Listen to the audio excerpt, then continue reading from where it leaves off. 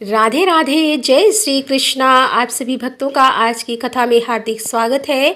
भगवान श्री कृष्ण और श्रीमती राधा रानी की कृपा सदैव आप पर और आपके समस्त परिवार पर बनी रहे।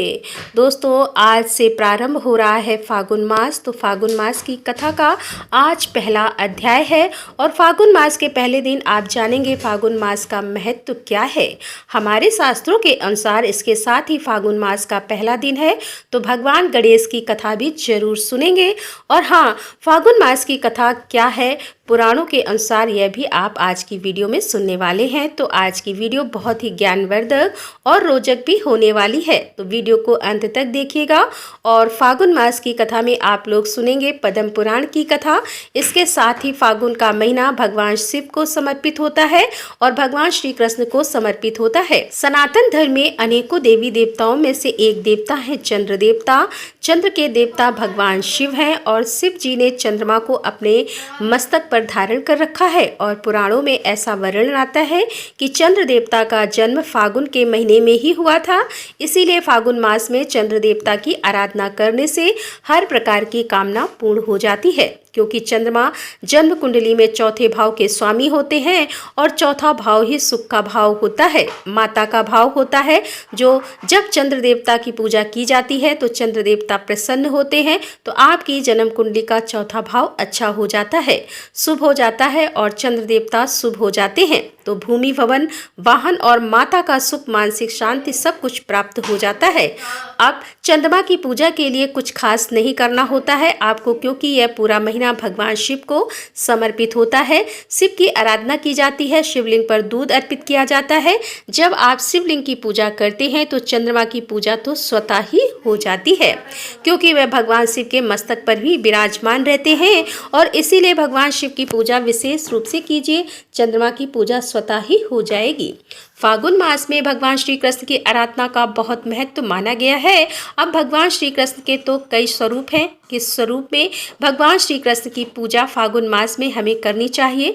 तो देखिए, शास्त्रों में कहा गया है कि फागुन मास में भगवान श्री कृष्ण के तीनों स्वरूपों की पूजा की जाती है। मतलब आप जिस भी कामना से भगवान श्री कृष्ण की पूजा करना चाहते हैं उस स्वरूप की पूजा कीजिए। जैसे कि भगवान श्री कृष्ण के बाल स्वरूप की भी पूजा की जाती है, युवा रूप की भी पूजा की जाती है और गुरु कृष्ण यानी कि जो कुरुक्षेत्र में भगवान श्री कृष्ण जगत गुरु के स्वरूप में आए हैं उस स्वरूप में भी पूजा की जाती है।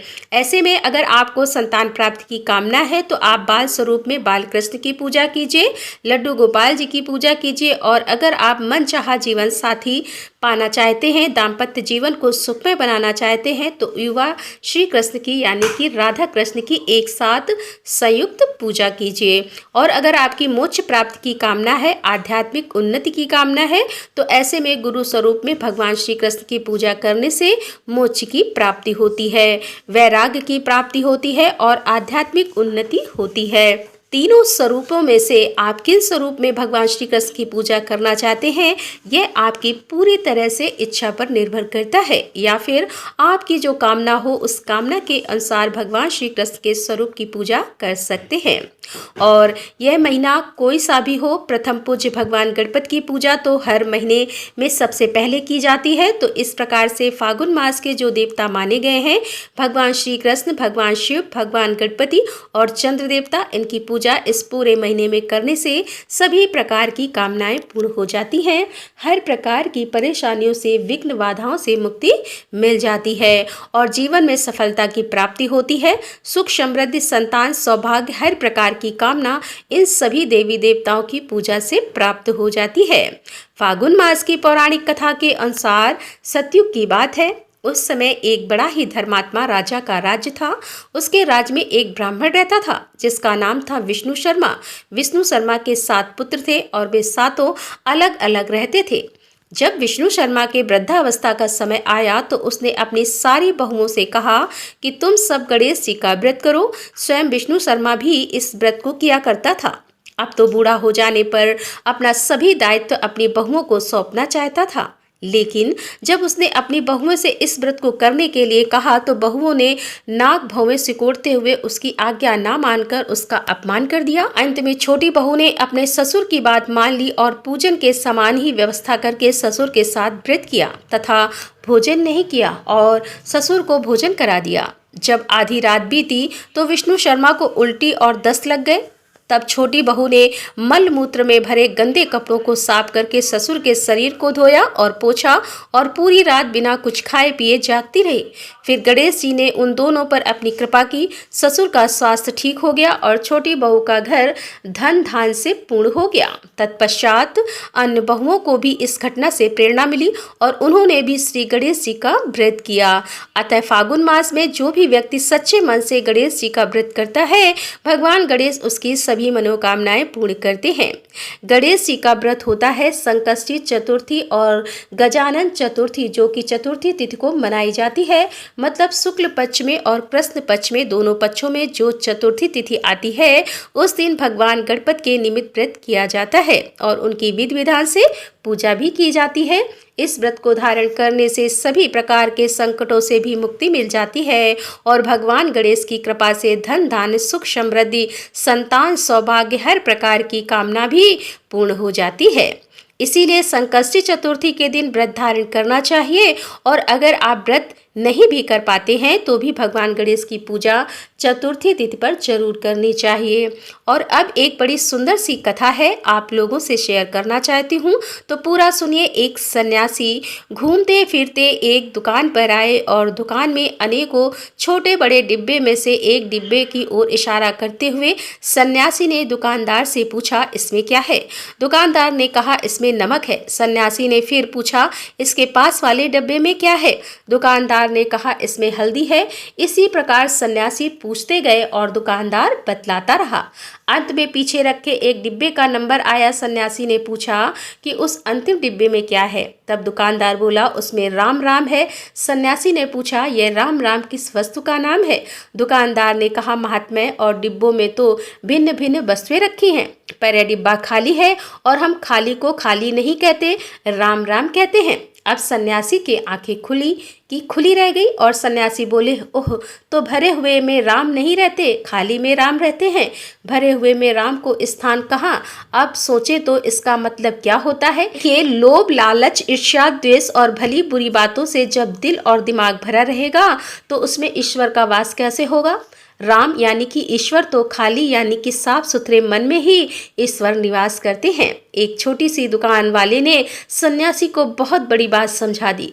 कई बार जब हम मंदिर जाते हैं तो मंदिर में कई बार इतनी अशांति होती है कि जिसकी वजह से हमारा पूजा में मन नहीं लगता। और अगर यह घटना नियमित होती, अगर हम रोज मंदिर जाते और रोज इसी प्रकार की घटनाएं मंदिर में होती रहती हैं, तो एक बार ऐसा भी लगता है कि मंदिर तो आना व्यर्थ है, इससे तो अच्छा हम घर में पूजा कर लेते। इस विषय पर एक पुजारी जी ने बड़ी अच्छी बात एक महिला को समझाई। आप भी सुनिए। एक महिला जो कि रोज मंदिर जाती थी, एक दिन उस महिला ने पुजारी जी से कहा कि अब मैं मंदिर नहीं आया करूंगी। इस पर पुजारी जी ने पूछा कि क्यों? तब महिला बोली, मैं देखती हूँ कि लोग मंदिर परस्पर में अपने फोन से अपने व्यापार की बात कर रहे होते हैं, तो कुछ ने तो मंदिर को ही गपशप करने का स्थान भी चुन रखा है। कुछ पूजा कम पाखंड ज्यादा करते हैं। इस पर पुजारी कुछ देर तक तो चुप रहे, फिर कहा, बिल्कुल ठीक है, जैसी आपकी इच्छा, लेकिन अपना अंतिम निर्णय लेने से पहले क्या मेरे कहने से आप कुछ कर सकती हैं? तब महिला बोली, हाँ, आप बताइए क्या करना है? पुजारी जी ने कहा कि एक गिलास पानी से भर कर लीजिए और 2 बार मंदिर परिसर के अंदर परिक्रमा लगाइए। शर्त यह है कि गिलास का पानी गिरना नहीं चाहिए। महिला बोली, मैं बिल्कुल ऐसा कर सकती हूँ। फिर थोड़ी ही देर में उस महिला ने ऐसा कर दिखाया। उसके बाद मंदिर के पुजारी ने महिला से 3 सवाल पूछे। पहला, क्या आपने किसी को फोन पर बात करते हुए देखा? क्या आपने किसी को मंदिर में गपशप करते देखा? क्या किसी को पाखंड करते देखा? अब उस महिला ने उत्तर दिया कि नहीं, मैंने तो कुछ भी नहीं देखा। फिर पुजारी जी बोले कि जब आप परिक्रमा लगा रही थी तो आपका पूरा ध्यान गिलास पर था कि इसमें से पानी ना गिर जाए, और इसीलिए आपको कुछ भी दिखाई नहीं दिया।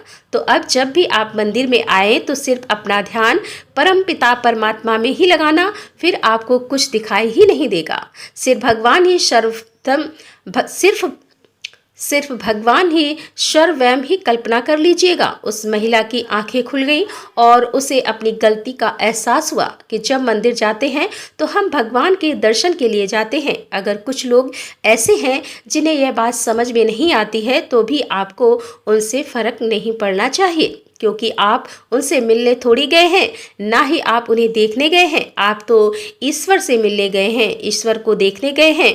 तो आप मंदिर जाइए तो सिर्फ भगवान पर ही ध्यान रखिए, फिर आपको बाकी चीज़ें दिखाई ही नहीं देंगी। एक बार की बात है कि गोस्वामी तुलसीदास जी जब रामचरितमानस लिख रहे थे तो उन्होंने एक चौपाई लिखी, सिया राम में सब जग जानी, करहे प्रणाम जोर जुग पानी। अर्थात पूरे संसार में श्री राम का निवास है, सब में भगवान है और हमें उनको हाथ जोड़कर प्रणाम कर लेना चाहिए। अब चौपाई लिखने के बाद तुलसीदास जी विश्राम करने अपने घर की ओर चल दिए। रास्ते में जाते हुए उन्हें एक लड़का मिला। बोला, अरे महात्मा जी, इस रास्ते से मत जाइए। गोस्वामी तुलसीदास जी ने पूछा, क्यों नहीं जाना चाहिए? तो उस बालक ने कहा कि बैल एक है जो गुस्से में बहुत ज्यादा और वह लोगों को मारता हुआ घूम रहा है, और आपने तो लाल वस्त्र भी पहन रखे हैं, तो आप तो इस रास्ते पर बिल्कुल भी मत जाइए। गोस्वामी तुलसीदास जी ने सोचा कि यह कल का बालक मुझे चला रहा है, मुझे पता है कि सब में राम का ही वास है, मैं उस बैल के हाथ जोड़ लूंगा और शांति से चला जाऊंगा। लेकिन गोस्वामी तुलसीदास जी जैसे ही आगे बढ़े तभी बिगड़े बैल ने उन्हें जोरदार टक्कर मारी और वह बुरी तरह से गिर पड़े। अब तो तुलसीदास जी को बड़ा क्रोध आया। अब वह घर नहीं गए, घर जाने की बजाय सीधे उस जगह पर पहुंचे जहां वह रामचरितमानस लिख रहे थे, और वहां पहुंचकर वह उस चौपाई को फाड़ने लगे जो वह लिख कर आए थे कि सिया राम में सब जग जानी, करहु प्रणाम जोर जुग पानी। तभी वहां पर हनुमान जी प्रकट हो गए और हनुमान जी बोले कि श्रीमान जी, यह आप क्या कर रहे हैं? तुलसीदास जी उस समय बहुत गुस्से में थे। वे बोले, यह चौपाई तो बिल्कुल ही गलत है। ऐसा कहते हुए उन्होंने हनुमान जी को सारी बातें बताई। हनुमान जी ने गोस्वामी तुलसीदास जी की ओर देखा और मुस्कुरा कर बोले, श्रीमान जी, यह चौपाई तो 100% सही है। आपने उस बैल में तो श्री राम जी को देखा, लेकिन उस बच्चे में राम जी को नहीं देखा जो आपको बचाने आए थे। भगवान तो बालक के रूप में आपके पास पहले ही आए थे, लेकिन आपने तो देखा ही नहीं। ऐसा सुनते ही तुलसीदास जी ने हनुमान जी को गले से लगा लिया। दोस्तों, हम भी कई बार अपने जीवन में इसी प्रकार की गलतियां करते हैं। हम भी अपने जीवन में कई बार छोटी छोटी चीज़ों पर ध्यान नहीं देते और फिर बाद में किसी बड़ी समस्या का शिकार हो जाते हैं। देखिए, ये किसी एक इंसान की परेशानी नहीं है, बल्कि ऐसा हर इंसान के साथ होता है। कई बार छोटी छोटी बातें हमें हमारे जीवन में बड़ी समस्याओं का संकेत देती हैं। शास्त्रों में भी ये कहा गया है कि जब भी कोई बड़ी परेशानी आती है तो उससे कुछ समय पहले, कुछ दिन पहले, कुछ महीने पहले से ही छोटी छोटी घटनाएं होनी प्रारंभ हो जाती हैं, और अगर हम उन छोटी छोटी बातों पर ध्यान दें और उन बातों पर विचार करें तो बड़ी समस्या का समाधान हो जाता है। बड़ी बड़ी समस्याओं में पड़ने से हम बच जाते हैं। तो दोस्तों, फागुन मास का आज पहला दिन था, तो पहले दिन कुछ प्रेरक कहानियां जैसे कि जिनसे कि हमें कुछ जीवन में शिक्षा मिलती है और जो हमारे जीवन में नियमित घटने वाली घटनाएं होती हैं, इस बारे में कुछ कहानियां मैंने आपसे शेयर की। उम्मीद करती हूं कि आपको यह कहानियां जरूर पसंद आई होंगी और अब कल से आप लोग पद्म पुराण की कथा प्रतिदिन सुनेंगे पूरे फागुन मास में। तो इसी तरह से जुड़े रहिए ताकि आगे भी इसी प्रकार से कथाएं चलती रहें। तो दोस्तों, मिलते हैं अगले अध्याय के साथ। तब तक के लिए राधे राधे, जय श्री कृष्णा, हर हर महादेव, जय भोलेनाथ की।